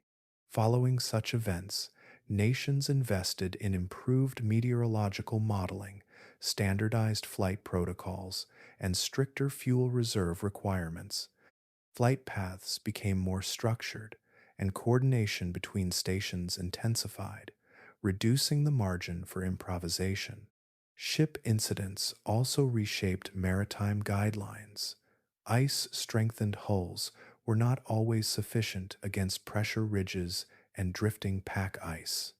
When vessels required rescue, international cooperation mobilized across great distance, revealing both the strength of collaboration and the cost of miscalculation. Over time, regulations governing ship design, ice classification, and seasonal operating windows became more detailed. Environmental response plans were incorporated into every voyage, reflecting awareness that fuel spills in polar waters carry long term consequence. Scientific operations contributed lessons of their own. Field teams working in crevasse rich zones encountered hidden fractures that swallowed equipment and, in rare cases, personnel. These experiences led to broader adoption of ground penetrating radar, roped travel protocols, and mandatory survival training before inland deployment. Psychological strain during prolonged winter isolation prompted expanded screening and support structures within overwinter crews. Environmental incidents also influenced policy. Early waste disposal practices, once aligned with norms elsewhere, proved incompatible with slow decomposition rates in cold conditions. Discovery of accumulated debris near older stations prompted the development of stricter waste removal requirements and remediation efforts to restore impacted sites. The Protocol on Environmental Protection strengthened these commitments, codifying principles that had emerged from practical experience. These adjustments occurred incrementally, often without public attention. Committees convened, reports were filed, and operational manuals revised. Regulations tightened not from abstraction but from memory of specific moments when preparation proved insufficient. The intent was not to eliminate risk entirely, an impossible goal in any frontier, but to narrow it through shared knowledge. In this gradual way, Antarctica's governance reflects the accumulation of lived experience. Past accidents became reference points for improved standards, shaping how aircraft are fueled, how ships navigate, how teams travel inland, and how waste is managed. The continent itself remains unchanged in its scale and climate, yet human interaction with it has grown more cautious, guided by lessons absorbed quietly into evolving frameworks designed to safeguard both people and place. Stand at the edge of the Antarctic plateau, and the scale recalibrates expectation. There are no monuments to progress here beyond modest structures raised for study, no dense networks of roads radiating outward. The landscape offers distance in every direction, a horizon that resists enclosure. Against such breadth, human ambition appears precise and contained, deliberate rather than expansive. Throughout history, ambition often expressed itself through expansion. Forests were cleared, rivers redirected, mountains tunneled. On most continents, infrastructure followed curiosity swiftly, translating exploration into settlement and extraction. Antarctica reflects a different trajectory. Here, aspiration must negotiate with temperature, isolation, cost, and treaty. The result is not absence of activity, but a tempered form of it. The continent reveals how control depends on environment as much as will. Engineering can insulate buildings and reinforce vehicles, yet it cannot halt glacial flow or silence catabatic winds. Forecasting models improve, but storms retain unpredictability. Ice cores preserve atmospheric history, yet they also remind observers that climate shifts exceed any single lifetime. Antarctica places human effort within a broader context where success hinges on adaptation rather than domination. Scientific programs demonstrate ambition expressed through knowledge rather than alteration. Researchers seek to understand ice dynamics, ocean circulation, and atmospheric chemistry without transforming the terrain that hosts them. Instruments are deployed carefully, waste removed, footprints limited. Each expedition carries both purpose and acknowledgement of boundary. The ambition lies in insight, not possession. This setting also clarifies the limits of self reliance. No nation operates entirely alone on the continent. Collaboration underpins logistics, emergency response, and data sharing. Shared agreements govern movement and environmental protection. In this cooperative structure, ambition shifts from competitive claim to collective stewardship. The mirror reflects a capacity for restraint as much as for discovery. Nature sets the terms unambiguously. Cold narrows survival margins. Wind reshapes surfaces regardless of schedule. Darkness extends beyond convenient timelines. These conditions do not yield to preference. They establish parameters within which activity must occur. Human presence adapts or withdraws accordingly. Control becomes conditional, sustained only through vigilance and respect for variables beyond adjustment. Antarctica, then, offers reflection without commentary. It shows that ambition can mature into responsibility, that progress may include preservation. It illustrates how limits are not merely obstacles, but defining features of sustainable engagement. In standing before this continent, humanity encounters a version of itself calibrated by ice and distance, a reminder that the capacity to choose restraint stands alongside the drive to explore. For most people, Antarctica exists as a name spoken in classrooms, a white shape at the bottom of a map, distant and undefined. It occupies nearly 10% of Earth's land surface, yet the number of individuals who have physically stood upon it remains extraordinarily small when measured against a global population counted in billions. Even among frequent travelers, the continent lies outside typical routes, beyond the networks of commercial aviation and maritime passage that link the rest of the world. Reaching it requires deliberate planning across hemispheres. Flights depart from the southern edges of South America, Africa, Australia, or New Zealand, then traverse long corridors of open ocean before sighting ice. Ships follow similar trajectories, navigating through unpredictable seas and narrow seasonal windows. The sheer distance from major population centers shapes accessibility before cost or regulation is considered. Geography alone establishes separation. There are no neighboring countries to cross by land, no border crossings to approach by road. Antarctica stands apart, encircled by the Southern Ocean, insulated by currents that isolate its climate from warmer latitudes. This physical remoteness translates into logistical complexity. Supplies, fuel, and equipment must travel vast distances, often requiring coordination among multiple nations. For individuals without institutional backing or significant financial resources, such coordination lies beyond practical reach. Tourism, though present, remains tightly managed and limited in scale. Passenger numbers each season represent a minute fraction of global travelers. Most visitors remain along coastal zones, guided by structured itineraries designed to minimize environmental impact. Inland travel remains the domain of specialized research teams and carefully planned expeditions. The interior plateau, vast and elevated, sees comparatively few footsteps in any given year. As a result, Antarctica remains abstract in many lives.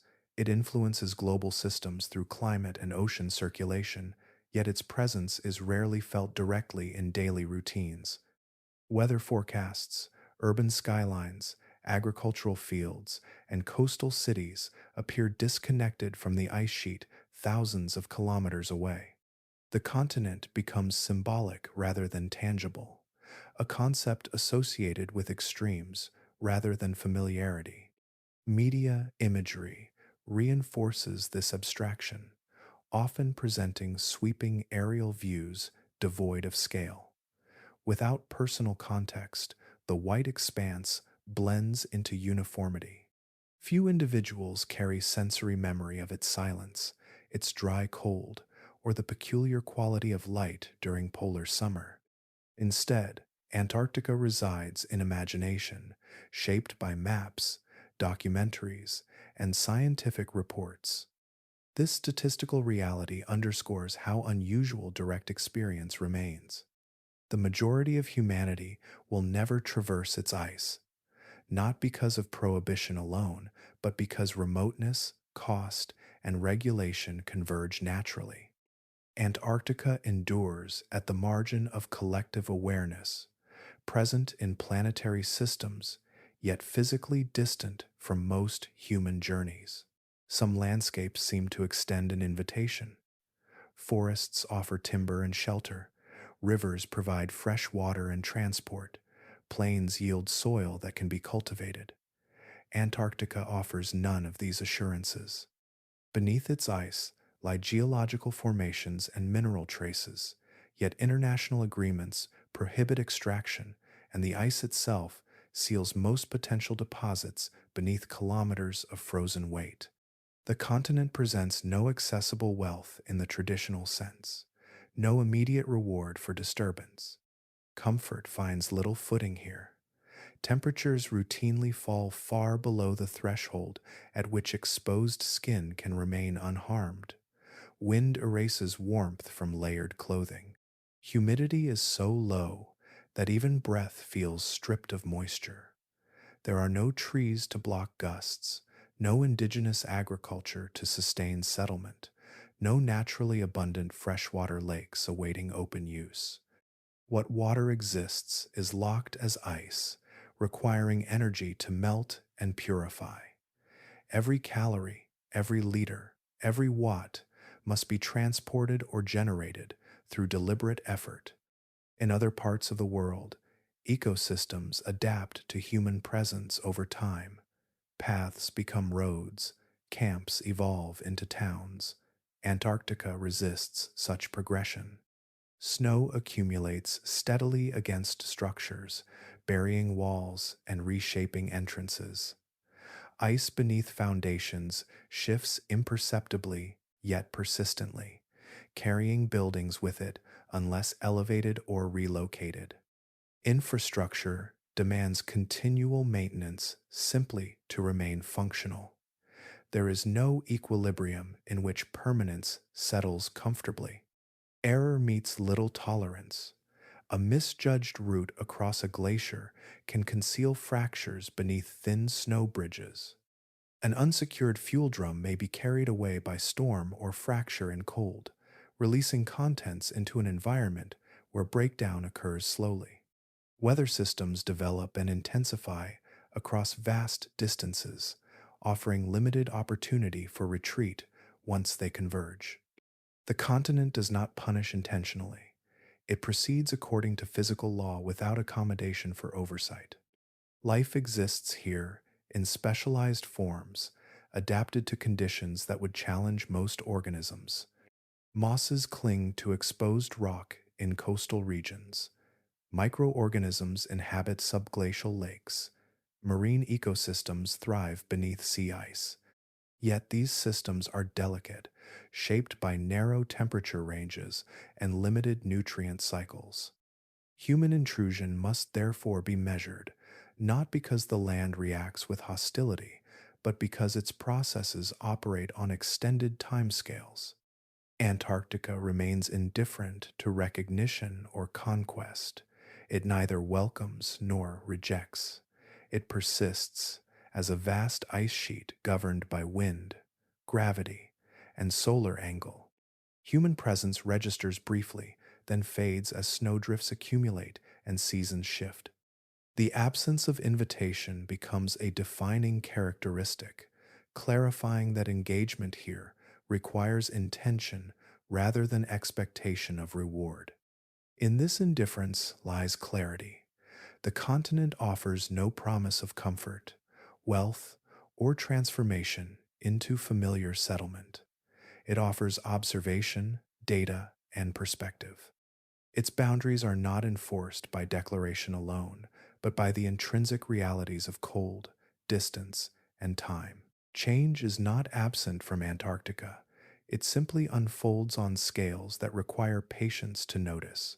Satellite measurements have recorded shifts in ice mass balance, thinning shelves along certain coastlines, and altered patterns of sea ice extent.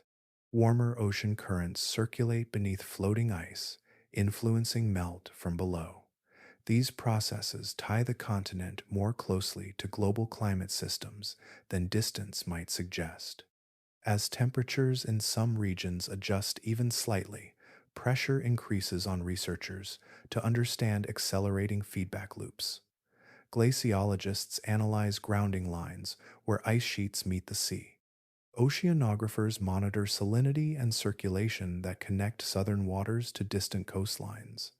Atmospheric scientists track polar vortex behavior and its interaction with weather patterns elsewhere. Each dataset holds implications extending far beyond the ice itself. Growing scientific interest is accompanied by advancing tools capable of reaching places once inaccessible. Improved autonomous vehicles, refined drilling techniques, and enhanced modeling capacity open new possibilities for inquiry. Subglacial lakes, concealed for millennia, now draw attention for the microbial ecosystems they may harbor and for the climatic information trapped within their sediments. The desire to investigate deepens as capabilities expand. Yet every proposed advance intersects with a framework designed to limit disturbance. The environmental protocol associated with Antarctic governance emphasizes precaution. Drilling operations undergo detailed environmental impact assessments. Tourism growth is evaluated against cumulative footprint. Even the installation of new monitoring equipment prompts review of long-term effects. Knowledge carries responsibility proportional to its reach. Climate change introduces additional complexity. As parts of the continent respond to global warming, access windows may widen in some regions, while hazards intensify in others. Thinner sea ice can ease navigation temporarily, yet increased iceberg calving presents navigational challenges.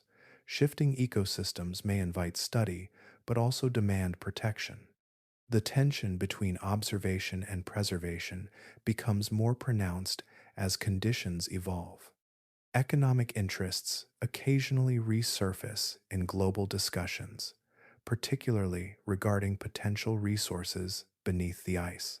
International agreements currently prohibit mineral exploitation, yet future geopolitical dynamics remain uncertain.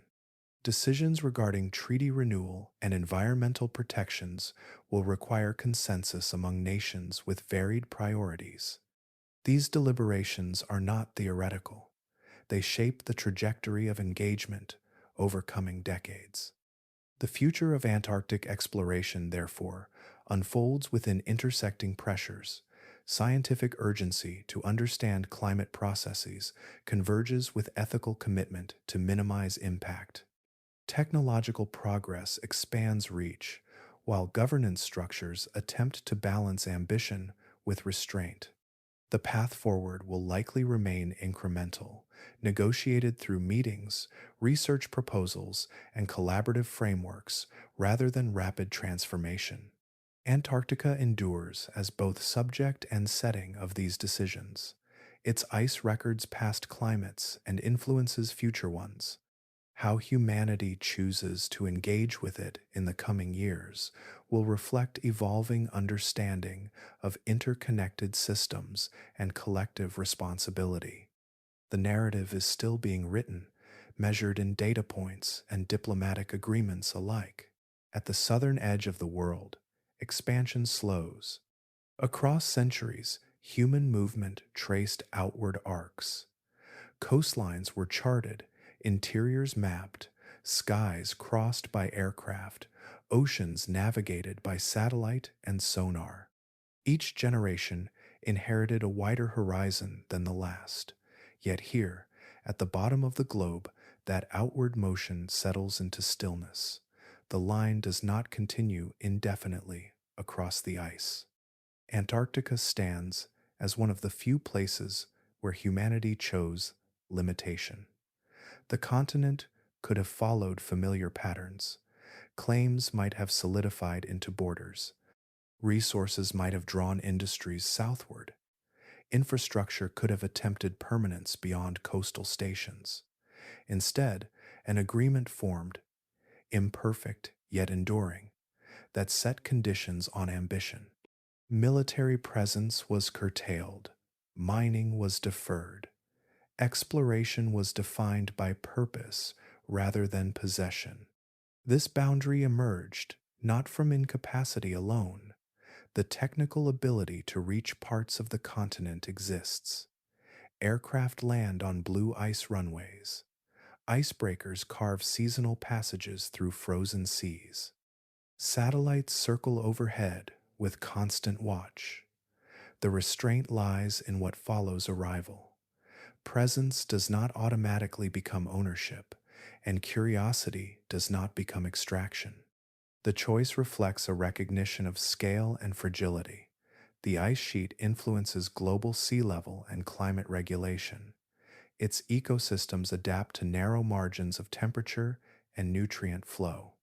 Disturbance here radiates outward, not only through local landscapes but through interconnected systems. To tread lightly is not an abstract ideal, it is an acknowledgement of consequence.